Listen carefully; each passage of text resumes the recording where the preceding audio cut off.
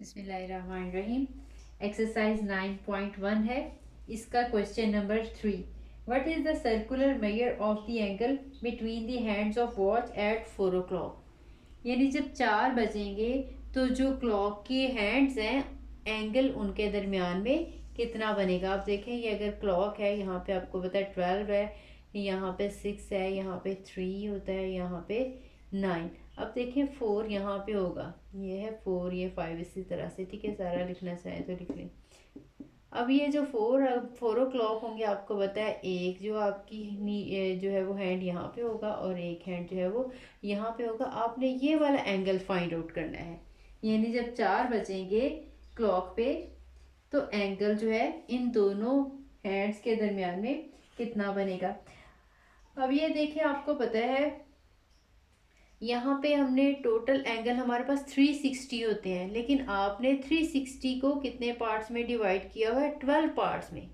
ठीक है, वैसे आपका एक रोटेशन जो है वो 360 एंगल के इक्वल होता है, या अगर हम पाए में करें तो 2 पाए एंगल होते हैं पूरी एक रोटेशन में।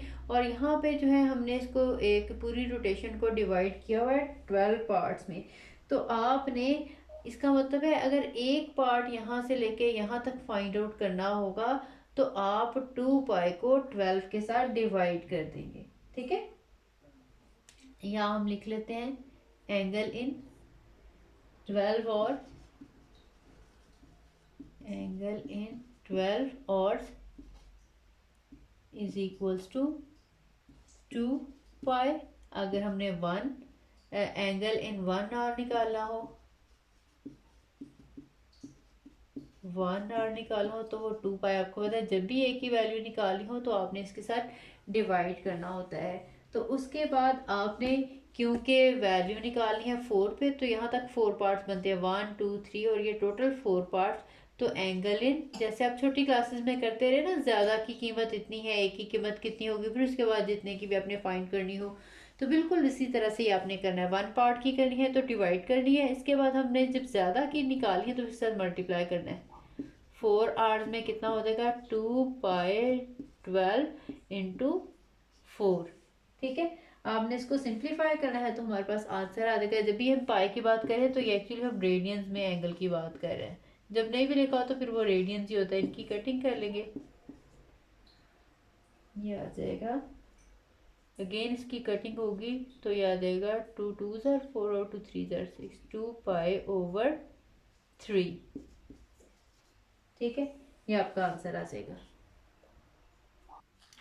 क्वेश्चन नंबर 4 है, आपने थीटा की वैल्यू फाइंड आउट करनी है। आपको एल दिया हुआ है और आपको आर दिया हुआ है। ठीक है, दोनों का यूनिट जो है वो सेम है, ये भी सेंटीमीटर में है, ये भी सेंटीमीटर में है।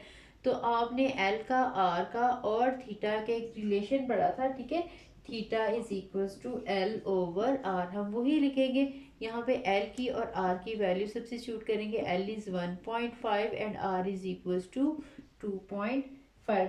आपने इन्हें डिवाइड करना है तो आंसर आ जाएगा 0.6। और एंगल जो आएगा ये मैंने आपको बताया था हमेशा रेडियंस में ही होगा। इस तरह के जितने भी पार्ट्स हैं सारे आपने इसी तरह से करने हैं। एल की, आर की वैल्यू आपने लगाई, अगर इनका यूनिट डिफरेंट है तो आपने सेम यूनिट में करना है। ठीक है, इसी तरह से जो क्वेश्चन नंबर 5 है उसमें आपने एल की वैल्यू निकालनी है। क्वेश्चन नंबर जो 5 है इसमें आपने एल की वैल्यू फाइंड आउट करनी है। आपको थीटा की और आर की वैल्यू जो है वो दी हुई होगी। जैसे इसके फर्स्ट पार्ट में थीटा दिया हुआ है पाई है और आर दिया हुआ है 6 सेंटीमीटर है। अब देखें यही वाला हम रिलेशन यूज करेंगे। एल का आंसर निकालना है, आर और थीटा को मल्टीप्लाई करना पड़ेगा। L is equal to R theta, तो इन दोनों को हमने मल्टीप्लाई करना है। अब देखें आर का यूनिट सेंटीमीटर था तो एल का आंसर भी सेंटीमीटर में ही आएगा। ठीक है, क्वेश्चन नंबर 6 में आपने आर की वैल्यू फाइंड आउट करनी है। तो आपको थीटा और एल की वैल्यू दी हुई है, वो भी हम ये वाला फार्मूला अप्लाई करेंगे, सिंप्लीफाई करेंगे तो आंसर आ जाएगा। बहुत सिंपल से क्वेश्चन नंबर 4 5 और 6। क्वेश्चन नंबर 7 है, what is the length of an arc intercepted on a circle of radius 14 centimeter by the arms of central angle of 45 degree। ठीक है, ये 45 डिग्रीज है। अब देखें आपको दिया क्या गया हुआ है, आपने फाइंड आउट क्या करना है। लेंथ ऑफ आर्क आपने फाइंड आउट करनी है। That mean you have to find the value of L और आपको दिया हुआ रेडियस 14 सेंटीमीटर, ठीक है, और सेंट्रल एंगल दिया हुआ है थीटा आपको 45 डिग्री। अब देखिए फार्मूला तो वही यूज़ करेंगे, L is equal to R theta वाला, लेकिन उसमें मैंने आपको बताया जब भी एंगल होगा उसमें हम, अगर आपने निकाला है तो रेडियन में आंसर निकलेगा, और अगर आपने यूज़ करना है तो पहले एंगल को रेडियन में कन्वर्ट करना पड़ेगा, ठीक है। ये जो एंगल है 45, पहले theta is equal to 45 into pi by 180 आपको करना पड़ेगा, जिससे आंसर जो आएगा वो आपका रेडियंस में होगा, दैट इज इक्वल्स टू 0.7854, और अब ये है रेडियस में। तो अब हम इसमें जो है वो फॉर्मूला लगाएंगे, L is equals to R theta वाला। तो आर की वैल्यू जो थी 14 थी, और ये हमारे पास जो थीटा की वैल्यू थी 0.7854, इन्हें हम मल्टीप्लाई करेंगे तो हमारा जो आंसर भला किस यूनिट में आएगा, लेंथ हमारे पास उसी यूनिट में आएगी, आर्क लेंथ जिसमें आपका रेडियस है, ठीक है। रेडियस के साथ यूनिट सेंटीमीटर था, तो जो एल का आंसर आएगा इसके साथ भी हम सेंटीमीटर ही लगाएंगे, तो ये आ जाएगा 10.99 सेंटीमीटर, ठीक है। इसमें भी वही वाला फार्मूला जो है वो अप्लाई हुआ है। क्वेश्चन नंबर 11 है, the pendulum of a clock is 20 centimetre long and it swings through an angle of 20 degree each second, how far does the tip of the pendulum move in 1 second.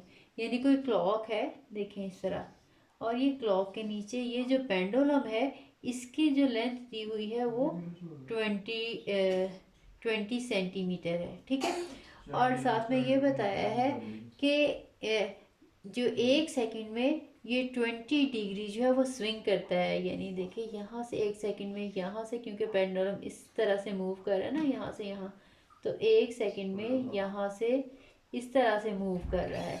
ये जो angle दिया हुआ है ये उन्होंने बताया है कि ये 20 डिग्री है, ठीक है।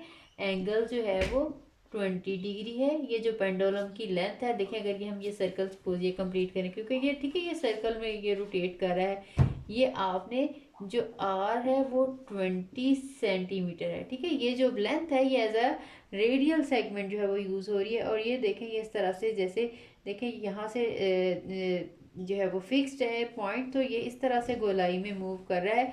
ये लेंथ ऑफ आर्क है, आपने एल फाइंड आउट करना है, ठीक है। बहुत सिंपल सा ये क्वेश्चन है, लेकिन आपने देखें इसमें भी एंगल आपको डिग्रीज में दिया हुआ है, पहले आपने एंगल को रेडियन में कन्वर्ट करना है। कन्वर्ट करने के बाद L is equals to R theta वाला आपने जिस फार्मूला अप्लाई करना है, इन्हें मल्टीप्लाई करेंगे, सिंप्लीफाई करेंगे तो आंसर आ जाएगा। क्योंकि हमारे पास जो आर की वैल्यू है यानी पेंडुलम की जो लेंथ है वो सेंटीमीटर में है, तो इसलिए जो एल का आंसर है वो भी सेंटीमीटर में ही आएगा। क्वेश्चन नंबर 13 है, a circular wire of radius 6 centimeter is cut, straightened and then bent so as to lie along the circumference of a hoop of radius 24 centimeter. Find the measure of the angle which is subtend at the center of hoop. अब देखिए एक wire है circular shape की, ठीक है, उसका radius 6 centimetre है, देखिए इस तरह से ये 6 सेंटीमीटर जो है इसका रेडियस है। इसको काटा गया और फिर सीधा किया गया, जैसे एक बैंगल है, एक चूड़ी है, ठीक है, यहाँ से काटने के बाद ये जो सारी लेंथ है यहाँ से लेके इस तरह से इसको सीधा कर लिया गया, ठीक। अब आपने ये लेंथ पहले निकालनी है कि ये लेंथ कितनी होगी। तो ये अगर इसका रेडियस है तो ये बाहर वाली आउटर बाउंड्री की लेंथ जो है वो इसका सरकमफेरेंस होती है सर्कल का, ठीक है। जो आउटर बाउंड्री की लेंथ है इसको हम सरकमफेरेंस कहते हैं। सरकमफेरेंस जो है वो फाइंड आउट करने का आपने फार्मूला पढ़ा होगा जो अर्ली क्लासेस में 2πr होता है, इज इक्वल्स टू 2π और r।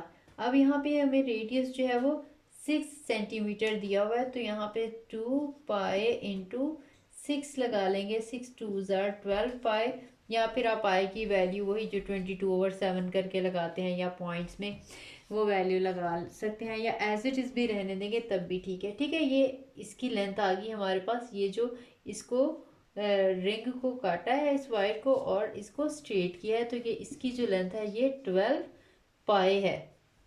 ठीक है अगर ये सेंटीमीटर में है तो ये भी सेंटीमीटर में है। ठीक है, यहाँ पे ये जो पाई एंगल को नहीं शो कर रहा। ठीक है, यहाँ पे ये जो पाई है उसकी जो वैल्यू है जो 22/7 आप लेते थे वो है, इसको इसके साथ मल्टीप्लाई करके पॉइंट्स में जो एक वैल्यू आएगी ये वो है। इसके बाद फिर वो क्या कह रहा है, इसके बाद दोबारा इसको बेंड करके रखा गया। So along this circumference of a hoop, hoop भी रिंग को छल्ला इस शेप को कहते हैं, रिंग टाइप की चीज़ है। अब एक और होप है, उसका रेडियस जो है वो 24 है।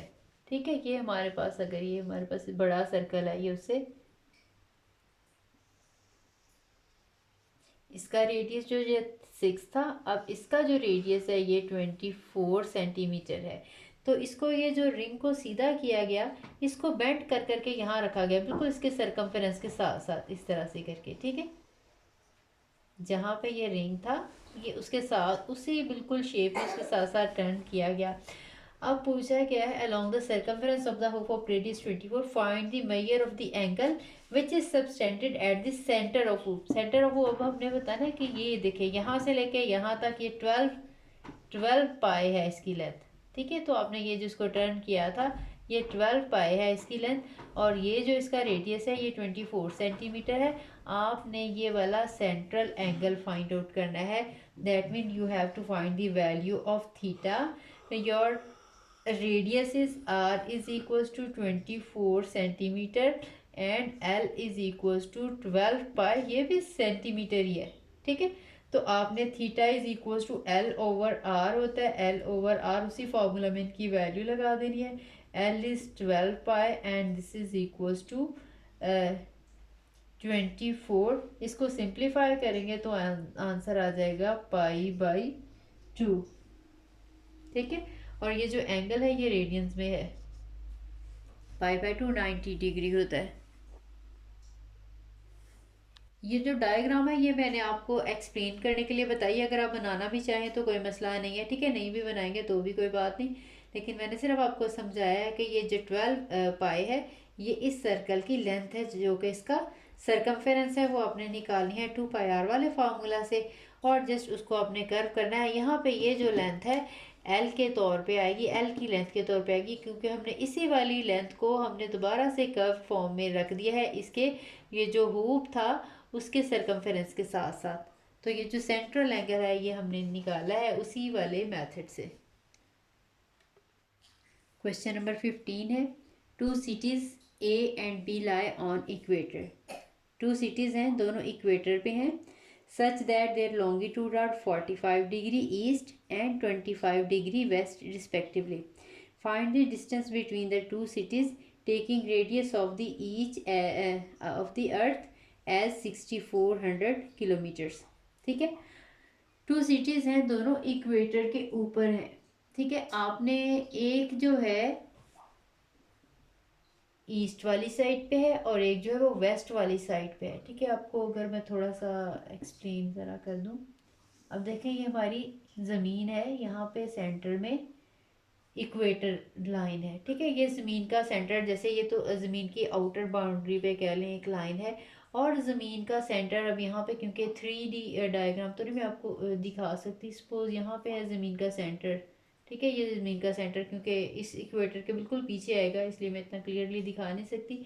तो यहाँ पे देखें एक है जो सिटी ईस्ट वाली साइड पे है 45 के एंगल पे, और एक वेस्ट वाली साइड पे है 25 के एंगल पे। ठीक है, एक 25 का है और एक 45 का। ठीक है, एक ईस्ट वाली साइड पे है और एक वेस्ट वाली साइड पे। हमने ये वाली चीज़ दोनों का डिस्टेंस निकालना है, ये एल जो है वो आएगा। आप देखें ज़मीन जो है क्योंकि राउंड है तो ये जो है आर्क लेंथ ये जो है ये गोलाई में आएगी, ये ज़मीन का रेडियस है दोनों साइड पे आएगा जो कि 6400 किलोमीटर है, ये भी 6400 किलोमीटर है। ठीक है, तो ये सेंट्रल एंगल बनेगा, इन दोनों एंगल्स को मिलाएंगे तो टोटल एंगल बनेगा जो आपने थीटा एंगल फाइंड आउट करना है, that is 45 degree plus 25 degree, that will be equals to 70 degree. ठीक है, इस एंगल को भी आपने पहले कन्वर्ट करना है रेडियंस में, और आपने फाइंड आउट करना है एल, और आर की वैल्यू है वो 6400 किलोमीटर है, जो एल आएगा वो भी किलोमीटर्स में आएगा। अगर आप डायग्राम को इस तरह से बनाना चाहें तो इस तरह से बना सकते हैं, अगर अपनी आसानी के लिए। ठीक है, ये ज़मीन का सरकमफेरेंस है ये जो है, ठीक है, और ये ज़मीन का सेंटर है। ठीक है, ये इक्वेटर, यहाँ पे इक्वेटर की लाइन है। तो एक जो है एंगल जो है 25 डिग्री का बन रहा है, और एक जो है वो 45 डिग्री का, एक ईस्ट वाली साइड पे है और एक वेस्ट वाली साइड पे है। ये वाली जो है ये भी आर है, अर्थ का रेडियस, ये भी अर्थ का रेडियस है। ये आपने एल जो है वो फाइंड आउट करना है।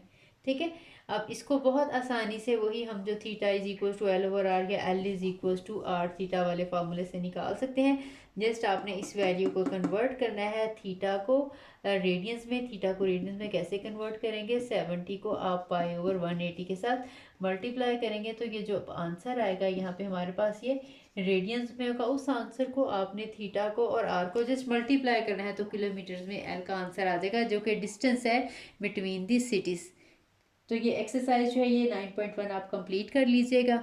ठीक है, सारों में यही वाला फार्मूला यूज़ हो रहा है, L is equals to R theta वाला। बस इसको यूज़ करते हुए आपने यही ध्यान रखना है कि थीटा आपने हमेशा रेडियन में लेना है। मैं बार बार आपको इसलिए बता रही हूँ, अक्सर स्टूडेंट जो है ये मिस्टेक कर देते हैं कि थीटा डिग्रीज में है तो एज इट इज़ यूज़ कर लेते हैं।